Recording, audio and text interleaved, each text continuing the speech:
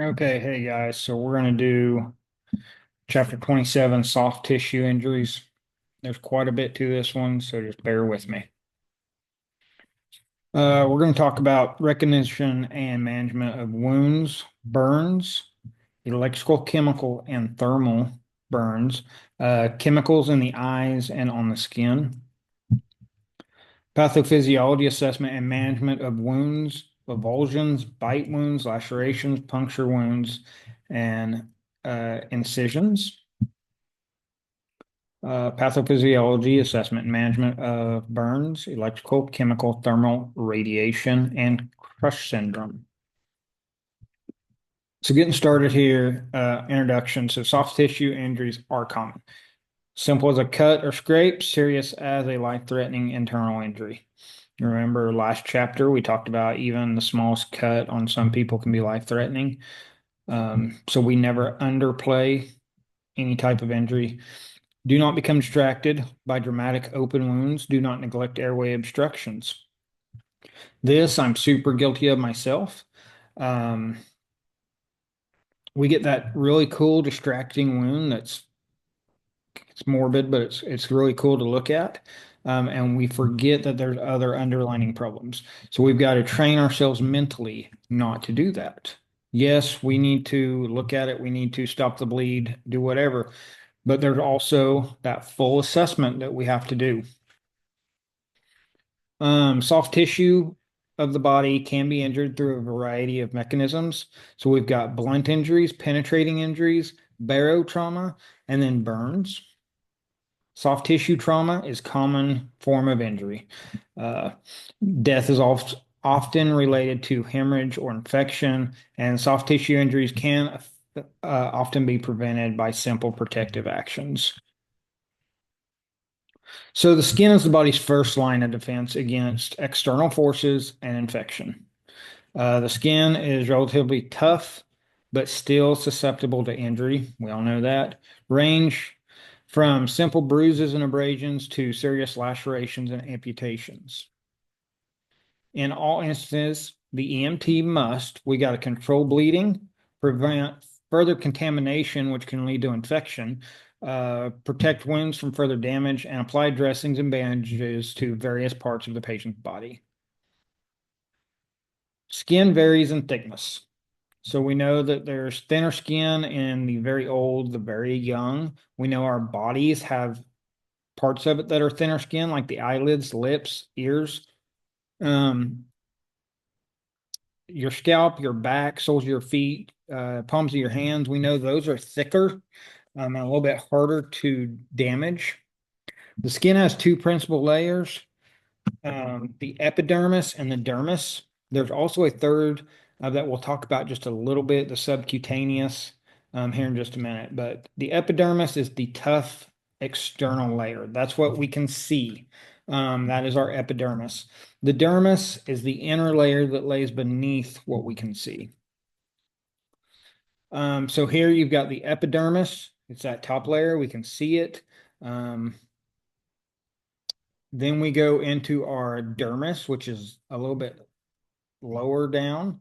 You're going to get your vessels and nerve centuries and that. And then that very bottom one, your subcutaneous, you're going to get your fat tissue, your fascia. It sits on top of your muscles. So those are three layers, epidermis, dermis, and subcutaneous.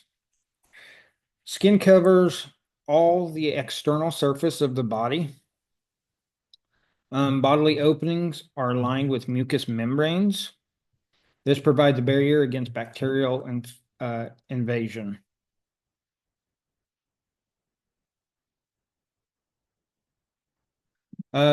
Skin serves many functions. It's a barrier against infection, sensory organ, helps the body regulate temperature, and helps maintain fluid balance, like our sweat glands. Um, Sorry, I'm trying to answer a coworker's text here also. Yeah, give me just a second. Sorry. Any break in the skin may allow bacteria to enter and increase the possibility of infection, fluid loss, loss of temperature control. Three types of soft tissue injuries are closed injuries, open injuries, and burns. We're going to get into those in detail. Pathophysiology of closed and open injuries. Sensation of bleeding is a primary concern. The next wound healing stage is inflammation. A new layer of cells is then moved into the damaged area. New blood vessels form. Collagen provides a stability to the damaged tissue and joins wound bond or borders. So it's just talking about kind of how those heal themselves. So let's talk about closed injuries. Closed injuries is any injury that takes place to the body that does not break the skin. Hematoma is a blood collection within the damaged tissue or the body cavity, but once again, the skin's not broken. A crushing injury occurs when significant amounts of force is applied to the body. When an area of the body is trapped for longer than 4 hours, crush syndrome can develop. When the tissues are crushed beyond repair, muscle cells die and release harmful substances into the surrounding tissue. Um, and I know it talks about it here in a little bit, but this also kind of plays into compartment syndrome as well. There we go. Compartment syndrome results from the swelling that occurs whenever tissues are damaged. Severe closed injuries can also damage internal organs. Assess your patient with closed injuries for more serious hidden injuries. And we're going to get into this. As you guys learn your skills and we do the hands-on portion, this will make more sense. And you'll start learning the signs and symptoms of what we're looking for and how we're going to go about finding that stuff and then how to treat it. There's four types of open injuries. So there's abrasions, lacerations, avulsions, and penetrating wounds. An abrasion is a wound of a superficial layer of skin. So it's that outermost layer. It's what we can see. It's caused by friction of the body when it rubs something or scrapes something that's rough or hard surface wise. These are your road rash or your strawberries or whatever you call them. That's what this is. It's that scraping off of the top layer. A laceration, it's going to be a jagged cut. It's just nasty and jagged, and there's nothing clean about it. Then you've got your incision. This is a sharp, smooth cut. Think of a scalpel making an incision. It's going to be a nice, smooth, it's easy to put back together type cut. An avulsion, it separates various layers of soft tissue so that they become either completely detached or hang as a flap. Um, the treatment that we learn on this is if it's just flopped over, we want to make sure that there's no extra debris in there. We put that flap back in place and then we can wrap bandage around it. If it's completely gone, then we're just going to be dealing with bleeding control pretty much. An amputation is an injury in which the body part's completely severed. We know that. A penetrating wound is an injury resulting in a piercing object. We talked about that in our chapter 26. Stabbing and shootings often result in multiple penetrating injuries. Assess the patient carefully to identify all wounds, count the number of penetrating injuries, determine the type of gun when possible.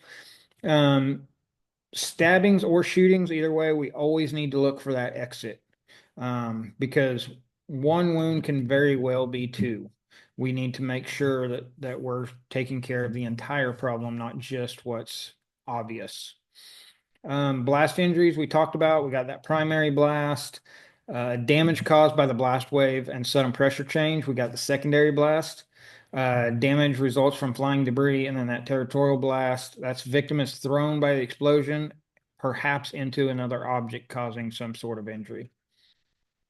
More difficult to assess are the closed injuries than the open ones. You can see an open injury. We can see the blood coming out. We can see the skin's broke or tore. But with closed injuries, we have to really look for these. Consider the possibility of a closed injury when you observe bruising, swelling, deformity, or the patient reports pain. It doesn't matter what we think.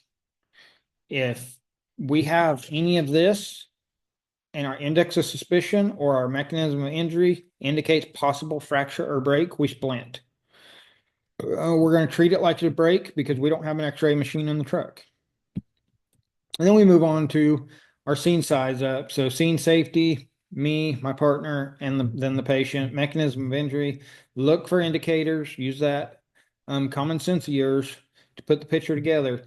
The mechanism of injury may provide information about potential safety threats, evaluate scene safety, and consider additional resources. Identify life threats and transport priority. Form a general impression. What do you see, hear, and smell? What do what's that patient look like to you? Look for indicators of the patient's condition. Check for more serious hidden injuries. Check for responsiveness. So we're using AFPU. Circulation. Significant bleeding is an immediate life threat and must be controlled before airway is opened. If the patient has obvious life-threatening external bleeding, we control that bleeding. We manage the airway. We assess and treat for shock. Does a person have to lose a ton of blood to have shock? No. There's actually 7 stages of shock, 7 types of shock. So it can be someone who's just squeamish with blood and they see a small laceration on their own body. That can actually throw them into a state of shock. So don't underplay any injury. Airway and breathing. So ensure the patient has a clear and patent airway. Protect the patient from further spinal injury. Assess the patient for adequate breathing. Provide that high flow oxygen and assist ventilations if needed. And then inspect and palpate the chest for decap BTLS. Transport decisions. So we've done ABC. I'm going to move on to D. That's decision making. Immediately transport in these cases. So if we have poor initial general impression, we walk up and in our minds we go, oh, this is bad. That's a general impression. Altered level of consciousness using our AFPU. We haven't got into it, but we'll also use our GCS score. Dyspnea, abnormal vital signs, shock, and severe pain. Investigate the chief complaint. This is history taking. Use sample, OPQRST, and decap BTLS for a well-rounded assessment. If the patient is not responsive, attempt to obtain that history from other sources. So we're going to ask anybody on scene. We're going to ask family members. We're going to ask bystanders. Whoever we can get some sort of information from, we want to. We can also use, remember medical bracelets. The cell phone that has their medical history in it. Look for medical papers sitting on the cabinet, sitting in the house, next to their medication. Anything that has some sort of medical history on it, we can use. Chronic medical conditions may complicate soft tissue injuries. Secondary assessment include assessment interventions and repeating vital signs, typically performed en route to the emergency department. Assess all anatomic regions. We're going to check everything. Physical examination. We want to listen to breath sounds. We want to determine the rate and the quality. Note the pattern and quality of respiratory effort, and assess the equalness. Is the chest rising equal? Is it paradoxal movement? Do we have good, even chest movement is pretty much what we're looking for there. Assess the neurological system. This can be as simple as answering questions appropriately. Assess the muscular system with a detailed exam of the entire body. Assess all anatomic regions. Vital signs. Assess the vital signs to identify how quickly the patient's condition is changing. I know I've said it before. When we get our baseline set of vitals, that is our golden ticket. We base everything off of that baseline set. We can get a baseline set of vitals, start doing interventions, and our next vital should show that that intervention is helping or it's not. And this trend should continue throughout the entire time with that patient. Signs that indicate hypoperfusion and the need for rapid transport, tachycardia, so fast heart rate, tachypnea, so increased respiratory rate, low blood pressure, weak pulse, cool, moist, or pale skin, pale, cool, clammy. Reassessment, we repeat everything. I know it says repeat primary assessment, assess the effectiveness of prior treatment, reassess the vital signs, and chief complaint. We just do an entire new assessment is what we do. Check patients' interventions. Are they helping? Have they shown improvements through our vital signs or patient's alertness? Reassess bandaging. Is it still in place? Is it bleeding through? Is there something we can add to it? Or do we still have pulses on the extremities that we put it on? Those are the things we're looking for. Identify and treat changes in patient condition. We identify, we treat. If it's not working, what changes can we make? If it's working, is there something we can do to even improve that even more? Or is that patient stabilizing? So we can constantly check our interventions and make sure that something's not going bad. Communication and documentation. So description of the mechanism of injury, position in which patient was found, amount of blood loss, location and description of any soft tissue injuries or other wounds, size and depth of the injury, how to treat the injury. So this is when we communicate with the receiving facility or when we're doing our documentation. These are important. What caused the problem? How was the patient found? Was there a massive blood loss? How long did it take for that blood loss to happen? What other injuries did we find? What was the size of this injury? Was it a 1-inch laceration to an artery, or was this a full-blown, amputation of the wrist? And how did you treat those injuries, and was it successful or unsuccessful? Just be honest in all this, because we don't want to backtrack when we get to the hospital. If you do something and it's within your scope of practice and it didn't work, awesome. We tried it. Let's move to the next thing. Let's see. No special emergency care for small contusions. Sorry, we are on care of closed injuries. Extensive injuries could lead to hypovolemic shock. Closely watch any area of injury, no matter how minor. Can't say that enough. Treat closed soft tissue injuries using the RICE mnemonic. So rest, ice, compression, elevation, and splinting. Signs of developing shock. Anxiety or agitation. They'll get really fidgety, or they can get kind of cranky and angry and just downright mean. Changes in mental status. They were making perfect sense, but now they're saying random words or just acting not their self. Increased heart rate, increased respiratory rate, diaphoresis, cool or clammy skin, decreased blood pressure. These are all signs that someone's going into shock. Pale, cool, clammy. Remember those. I have watched patients that go from kind of just normal to bouncing off the walls like a kid with a pixie stick. You'll know it when you see it. Before caring for a patient, follow standard precautions. If life-threatening bleeding is observed, assign a team member to apply direct pressure. Cover the wound of a chest, upper abdomen, or upper back with an occlusive dressing, which we're going to get into all the occlusive dressing, chest seal, all that. We're going to do this in class, hands-on, and break it down so it'll make a little more sense. Control bleeding uses direct, even pressure and evaluation, pressure dressing, and or splints and tourniquets. All open wounds are assumed to be contaminated and present a risk for infection. Control bleeding by splinting the extremity, even if there is no fracture. We don't know if there's a fracture. That's why I said, if they have that swelling, tenderness, pain, redness, discolorization, we go ahead and splint it. Abdominal wounds, so an open wound in the abdominal cavity may expose internal organs. In the evisceration, the organ protrudes through the wound. We don't push these back in.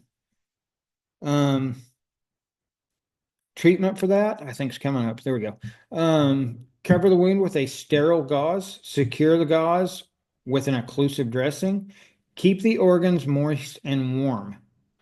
And you can see there, cover the exposure with sterile gauze, compress moistened with sterile saline solution. Place the occlusive dressing um, compress over the compresses and secure it in place by taping all four sides. One, we need to keep it moist so it doesn't dry out. Two, we need to keep it covered so we don't get infection inside the abdominal cavity. Impaled objects. Remove an impaled object only. I can't, like, you have to listen to this. Only when the object is in the cheek or mouth and obstructing the airway, or when it interferes with CPR. The rest of the time, we leave it there. That's a whole nother chapter that we will discuss how to deal with it. Just know that we do not pull any object that's penetrating into us out unless it's affecting airway or CPR attempts. Neck injuries, this is kind of a whole different ball game. Open neck injuries can be life-threatening. Open veins may suck air in and cause cardiac arrest. Cover the wound with an occlusive dressing. Apply manual pressure, but do not compress both arteries or carotid arteries at the same time. Oh, sorry. Oh, been a day. So don't like push in on both sides. One side, the side that's bleeding, you can actually separate your fingers and go above and below the injury. I don't know if we can see that, but we do not want to compress both arteries. Small animal bites, they're heavily contaminated. Wounds may require debridement, antibiotics, tetanus, or surgical repair. Bites should be evaluated by a physician. A major concern is the spread of rabies, acute, potentially fatal viral infection of the central nervous system, can affect all warm-blooded animals, transmitted through bites and licking of an open wound, prevented only by a series of special vaccine injections. So if you go on a call for a dog bite, one, scene safety, make sure that dog has been captured or is restrained. Secondly, that dog's going to have to go be tested for that patient. Be sure that you let whoever the receiving facility know, en route what type of dog it was, how big the dog is, what the wounds are. Yeah, just use some common sense on that one. Human bites. Ugh. The human mouth contains an exceptionally wide range of bacteria and viruses. Regard any human bite that actually penetrates that skin as very serious injury and can result in serious spreading of infection.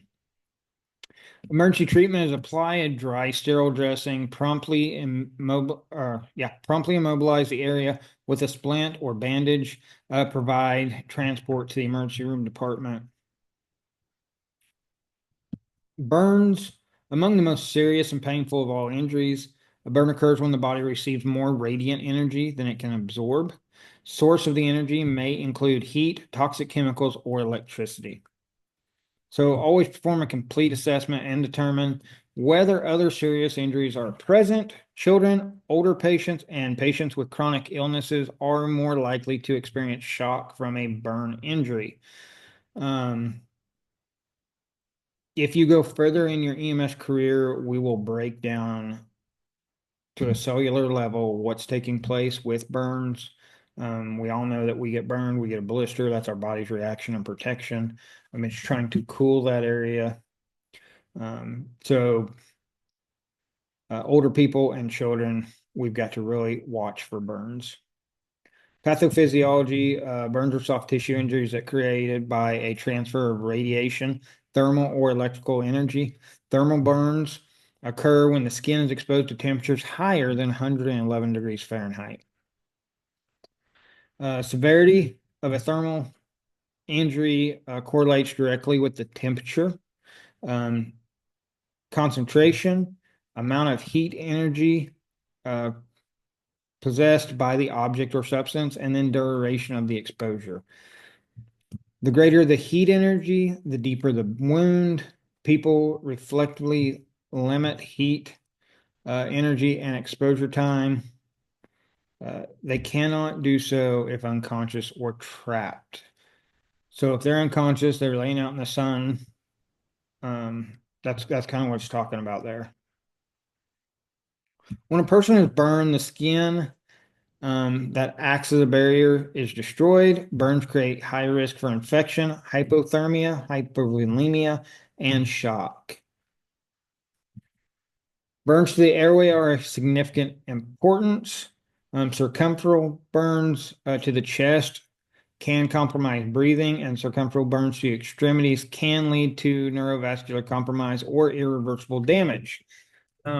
So kind of what I was taught is if we have a burn to the airway or we suspect a burn to the airway, and this really goes on like house fires or structure fires, not just firemen, but the person that found the fire tried to put it out or whatever. If they suck in hot air, it can actually irritate the upper airway or burn the upper airway. Um, so we are trained to, if we see soot around the mouth or nose, we immediately get our airway supplies out and ready, and we stay with that person. We want to give them oxygen. We want to watch their pulse ox. We want to watch their capno, and be ready to take that airway if we have to. As far as chest burns to the chest area, what happens when we take a breath? Our chest expands and collapses. So if we are burned, is it going to hurt when we take that breath? Absolutely. Can that compromise breathing? Are people actually going to take those little short splint breaths? Yes. Is that getting the normal oxygen that they need? Absolutely not. So we really have to watch any burns to the chest area, and then burns to extremities can compromise or be irreversible damage. It can destroy that tissue and the nerves, um, depending on the depth of the burn. So burn severity depends on depth of the burn, extent of the burn, critical areas involved. So face, upper airway, hands, feet, and genitalia. Pre-existing medical conditions and other injuries play a huge role in this. Patients younger than 5 and older than 55. They are at a higher risk of hypothermia, hypovolemia, and shock. Depth of the burns. So we all know first degree, second degree, third degree. Well, it's first degree is superficial. That's just the top layer of skin. Partial thickness is part way down. Second degree burn. It involves that dermis. I can't talk. And some portions of the dermis. Blisters are present with this one. And then we got full thickness, third degree burns, extend through all layers of the skin, can go clear to the bone. And these people will not be in pain because it has destroyed the nerve endings. So here's just some pictures. You've got your superficial. This is just a sunburn, or we touch something and removed real quickly. You've got your partial thickness. This is going to have the blisters. This can be a severe sunburn. This can be like you had some scalding water thrown on you or poured on you.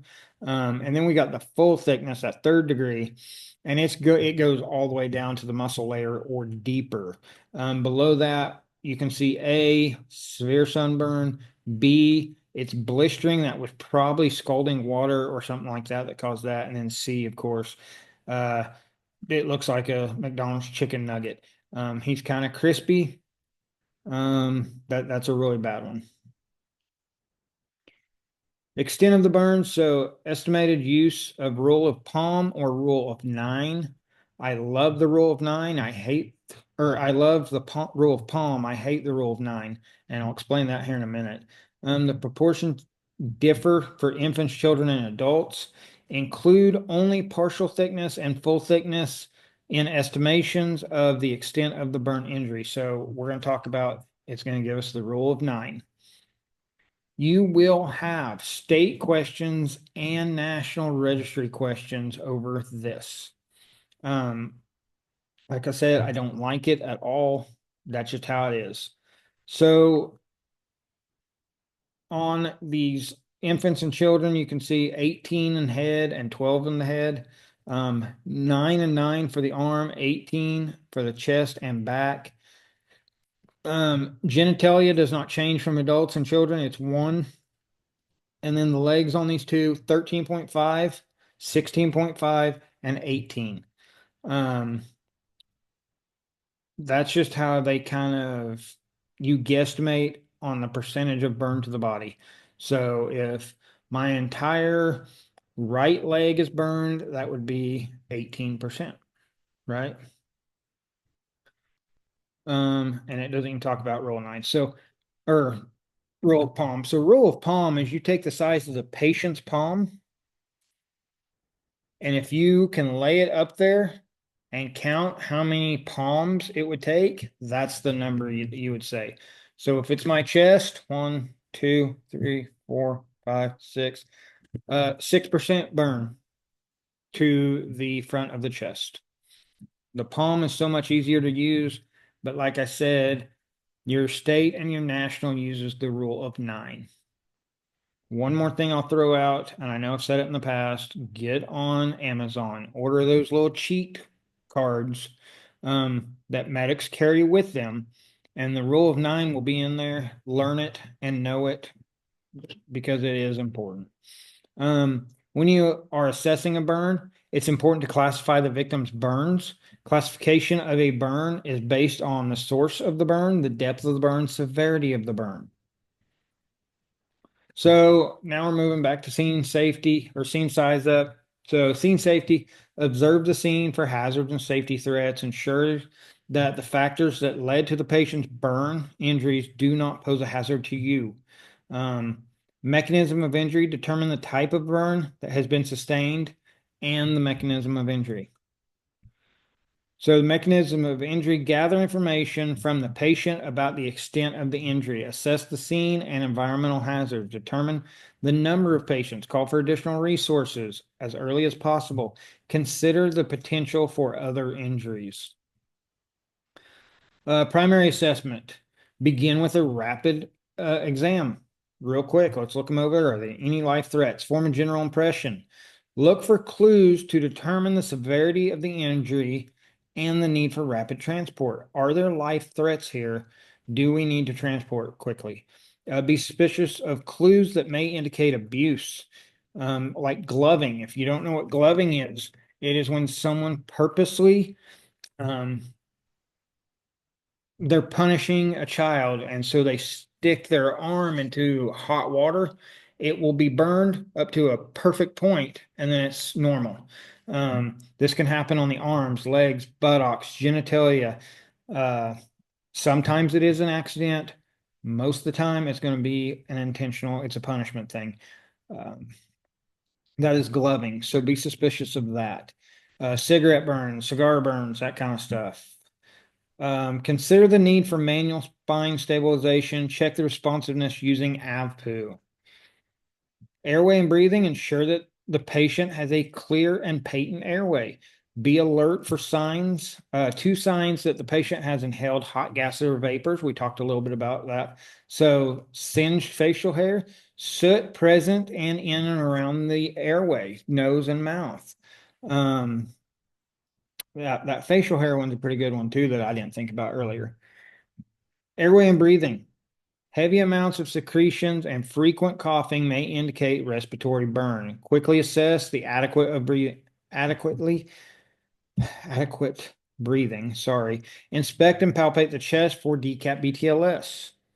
Talk to them. Let's put them on a pulse ox. Let's put them on a capno and watch their waveform and see how they're breathing. Circulation, assess the pulse rate and quality, determine perfusion based on the patient's skin condition, color, temperature, and capillary refill time. Control significant bleeding, always. Assess for shock. This is the same assessment, guys. No matter what the call is, it's the same thing. Transport decision, consider rapid transport for patients who have an airway or breathing problem, significant burn injuries, significant external bleeding, signs and symptoms of internal bleeding. Consider consulting ALS providers. If we have burns, go ahead and call for ALS. We can go ahead and start fluids on these people. and help them kind of fight that burn, because they are probably going to be hypovolemic. And they're probably going to be shocky. Fluid's not going to hurt them. Investigate the chief complaint. Be alert for signs and symptoms of other injuries due to the mechanism of injury. Typical signs of a burn: pain, redness, swelling, blisters, charring. Sample history. Ask the following questions. Are you having difficulty breathing? Are you having difficulty swallowing? Are you having any pain? Check whether the patient has an emergency medical identification device. You notice how it's really focusing on that breathing part. There's a reason for that. Physical examination. Perform an exam of the entire body. Assess the patient from head to toe, looking at DCAT BTLS. Make a rough estimate using the rule of 9 of the extent of the burn area. Determine the classification of the burn. Determine the severity of the burn. Package the patient and for transport. Physical examination. Determine an early set of vital signs will help you to know how the patient is tolerating his or her injuries. Oxygen saturation, carbon monoxide monitoring. We've got the tools. Let's use them. Repeat the primary assessment and reassess the patient's vital signs. So we reassess the chief complaint. We reevaluate all interventions. We need to stop the burning process, assess and treat breathing, and support circulation.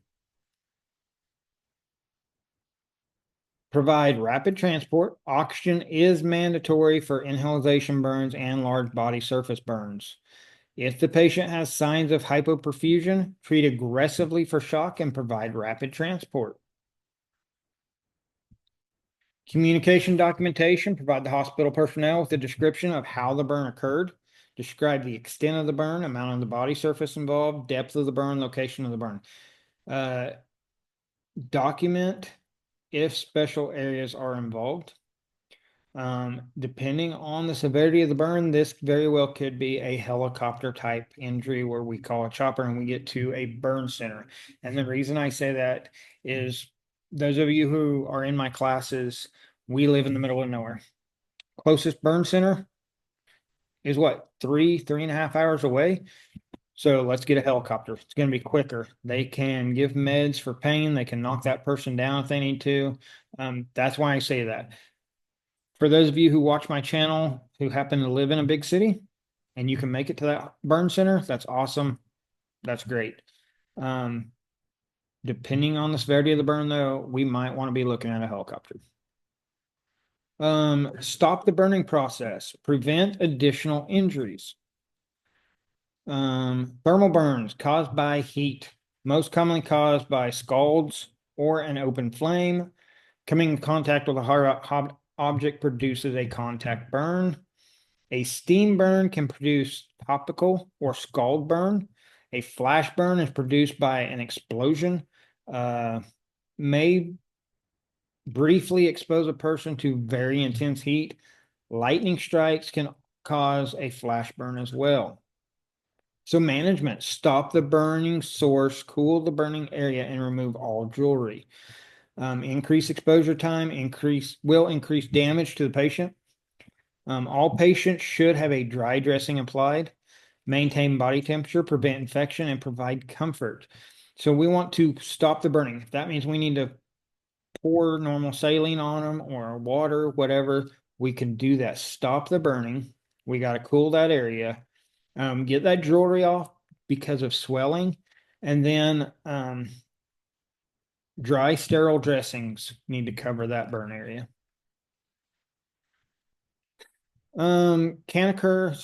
Inhalation burns can occur when burning takes place in enclosed spaces without ventilation. Upper airway damage is often associated with the inhalation of superheated gases. Lower airway damage is often associated with the inhalation of chemicals and particulates matter. You may encounter severe upper airway swelling, which requires immediate intervention. Consider requesting ALS backup. The combustion process produces a variety of toxic gases. Carbon monoxide intoxication Should be considered whenever a group of people in the same place are all reporting headaches and nausea. Management first ensure your safety, and then the safety of your coworkers. Let me see what this next slide says. Okay. I think we talked about this before, but I'll go over it again. Um, Carbon monoxide poisoning. It might be one person. It could be a group of 3 or 4, 5, 6, whoever. They're sitting, let's say, in a house, and they're running a space heater. They're going to start feeling nauseous and sick, flu-like symptoms. They call 911. Hopefully, we can get them out of the house without going in because there's a group of them feeling the same. That is not seen safe. We're going to put that pulse ox on them. It's going to read 100% because carbon monoxide will connect to hemoglobin better than oxygen does. So you get a false reading through your pulse ox. Just be aware of that. If you are considering carbon monoxide poisoning, which all the indicators are there, let's just go ahead and give them high flow oxygen. It can't hurt them at this point. Management, pre-hospital treatment of a patient with suspected hydrogen cyanide poisoning includes decontamination and supportive care. Care for a toxic gas exposure includes recognition, identification, and supportive treatment. Chemical burns can occur whenever a toxic substance contacts the body, generally caused by strong acids or strong alkalis. The eyes are particularly vulnerable because they are thin. Severity of the burn is directly related to 3 factors: type of chemical, the concentration of that chemical, and duration of exposure. Wear appropriate chemical resistant gloves and eye protection. Do not run in somewhere if there is still a chemical in the air or the chemical is still leaking. We're not going in. That's what hazmat's for. So management is remove any chemical from the patient. Always brush dry chemical off the skin and clothing before flushing with water. Remove the patient's clothing. Kind of how I help people remember that. A dry chemical, what happens if we put water on it? It turns into a paste. And what does a paste do? It sticks. We don't want to do that. Take the time, wipe it off. If you're wiping a chemical, you need your gloves. You probably need an apron. You probably should have like an N95 on. Face shield. We need to protect ourselves from this chemical. Is this patient going to be sitting there perfectly still like this guy is? I doubt it, 100%. But we have got to protect ourselves when dealing with this kind of stuff. For liquid chemicals, immediately begin flushing the burned area with lots of water. Continue flooding the area for 15 to 20 minutes after the patient says the pain has stopped. If the patient's eyes have been burned, hold the eyelids open while flooding the eyes. Conduct proper decontamination prior to loading that patient. Do not put a contaminated patient in your truck with you. Another thing, if they are wearing contact lenses, depending on the chemical, we need to try to get those contact lenses out before they melt to the eye. Electrical burns may be the result of contact with high or low voltage electricity. The electricity to flow, for electricity to flow, there must be a complete circuit between the source and the ground. Insulator, any substance that prevents the circuit. Conductor, any substance that allows a circuit to flow. We are amazing conductors because we're 70% water. The human body, there we go, is a good conductor. The type of electrical current, magnitude of the current, and voltage have effects on the seriousness of the burn. Your safety of a particular is of particular importance. Never attempt to remove someone from an electrical source unless you are specifically trained to do so. We can't. We don't get close to it. We call in additional resources. A burn injury appears where the electricity enters and exits the body. There's 2 dangers. There may be a large amount of deep tissue injury that we can't see, and the patient may go into cardiac or respiratory arrest from the electrical shock. It's no different than if we try to shock someone's heart to bring him back. If they get shocked high enough voltage, it can actually shut the heart off. It's like flipping a light switch. So we need to be prepared for that. And we will talk about do's and don'ts when we have our environmental chapter towards the end of the book. That looks like an electrical burn. Like gunshot wounds, they have an interest in an exit. The exit wound can be excessive and deep. Um, so yeah. Management. If indicated, begin CPR on a patient and apply an AED. Be prepared to defibrillate if necessary, give supplemental oxygen, and monitor the patient closely. Treat soft tissue injuries with dry, sterile dressings. Once again, provide prompt transport. Don't be afraid to call ALS.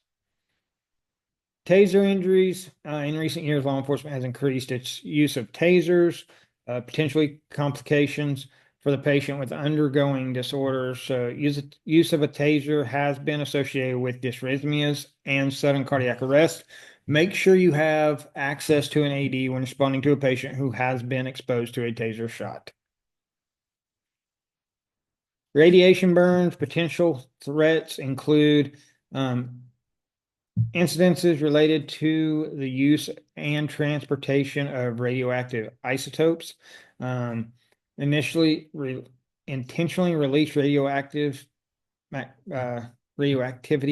in terrorist attacks, and first determine if there has been a radiation exposure and then whether ongoing exposure continues to exist. I've made 3 videos today. It's time for me to stop, apparently. 3 types of ionizing radiation is alpha, little penetration energy, easily stopped by the skin. Beta, greater penetrating power, but blocked by some simple protective clothing. And then gamma, very penetrating, easily passes through the body and solid material. You might want to go ahead and take some notes on that one. I bet you it's a quiz question or test question. Most ionizing radiation accidents involve gamma radiation X-rays. So management maintain a safe distance and wait for the hazmat team to decontaminate the patient. Call for additional resources to remove the patient's clothing. Begin your XABCs and treat burns or trauma. Irrigate open wounds. Notify the emergency department. Identify the radioactive source and the length the patient was exposed to it. Limit your duration and exposure. Increase your distance from the source and attempt to place shielding between yourself and the source of the gamma radiation. Or just don't go close to it. Dressing and bandaging. We're going to do this in person, but all wounds require bandaging. Splinting can help control bleeding and provide firm support for dressings. There are many different types of dressings and bandaging. It's used to control bleeding, to protect the wound from further damage, and prevent further contamination of infection. Excuse me. Most wounds will be covered by universal dressings. We've got 4x4s, 4x8s, gauze pads. There's so many out there. Associated small adhesive type dressings and small self-adhesing roller dressings. Universal dressings are ideal for covering large open wounds. The abdominal pads are great on major bleeds. Sterile dressings, so gauze pads are appropriate for small wounds. Adhesive type dressings are useful for minor wounds. Occlusive dressings prevent air and liquid from entering or exiting the wound, which we'll talk a lot about when we get into our chest injuries. To keep a dressing in place during transport, you can use Kerlix soft roller bandages, rolls of gauze, triangle bandages, adhesive tape. Self-adherent soft roller bandages are easy to use. Adhesive tape holds small dressings in place and helps secure larger dressings. This does not work well if they are actively bleeding. Do not use elastic bandage to secure dressings. The bandage may become a tourniquet and cause further damage. I agree but disagree. If we are doing direct pressure to control a bleed, the elastic bandage or the ACE bandage works great.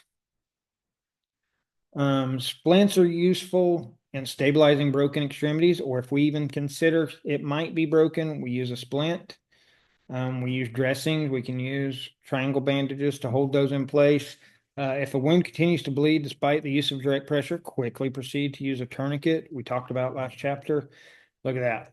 A young male was struck in the forearm with a baseball and complains of pain to the area. Slight swelling and redness are present, but no external bleeding. Which type of injury does this describe?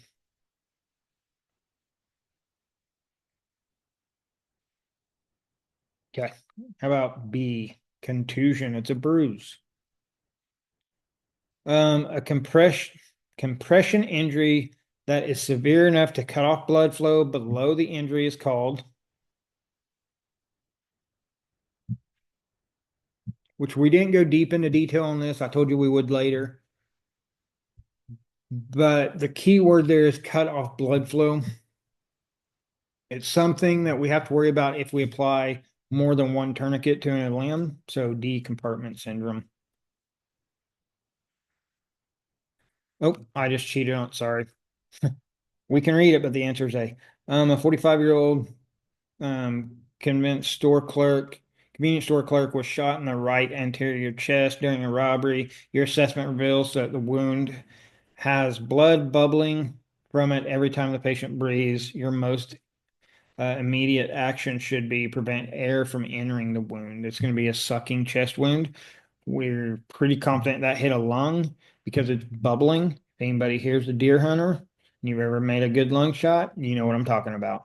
So A was the answer. I'll try not to screw up number 4 now. What effects will the application of an ice have on a hematoma?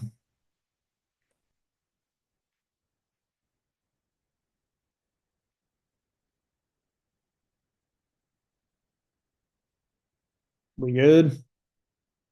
D, applying the ice pack to a closed wound such as a hematoma. It decreases the bleeding, pain, and swelling by causing constriction of the blood vessels, so vasoconstriction. The primary reason for applying a sterile dressing to an open injury is to.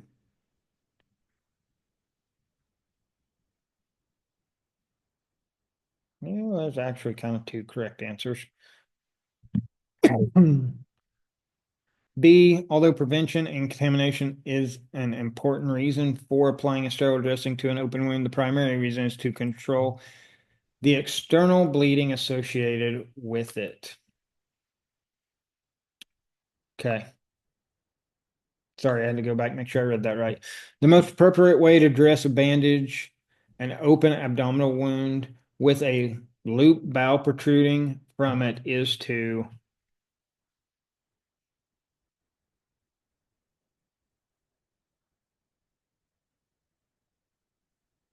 Okay.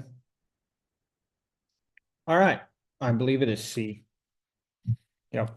So we apply moist dressings to that to keep it moist, and then we use occlusive dressings to seal it off on all 4 sides um, to stop contamination.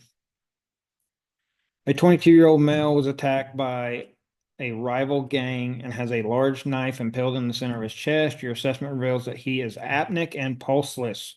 You should. And that's exactly why I preached on that slide so much.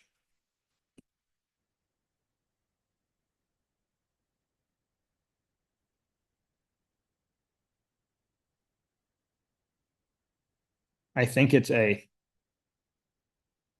So we never remove them unless it's impeding our airway or stopping us from performing CPR. Which of the following is considered a severe burn? Any full thickness burn, 20% partial, 10% full thickness, 5% full thickness. Now, this is in your chapter. I did not go over this. If you read your chapter, though, you should be able to get this one. D, severe burns, and well, we're not going to read all that. 5% full thickness burn with a fracture. A 5-year-old boy was burned when he pulled a barbecue grill over on himself. He has partial and full thickness burns to his anterior chest and circumferentially on both arms? What percentage of his body surface area has been burned? Go ahead and pause this. Go look up your rule of 9 and do a rough figure. Once again, if you read your chapter, it gives you a lot more information. Go ahead and pause, look that up. B was the correct answer.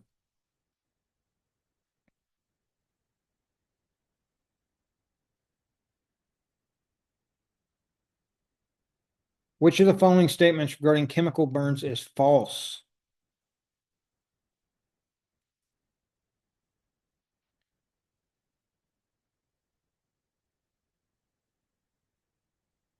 I'm going to have to shoot with C. We don't want to make a paste. We want to wipe away dry chemicals. All right, guys, thanks. I will get you on the next one. If you have questions, please reach out to me and I will see what I can do to help.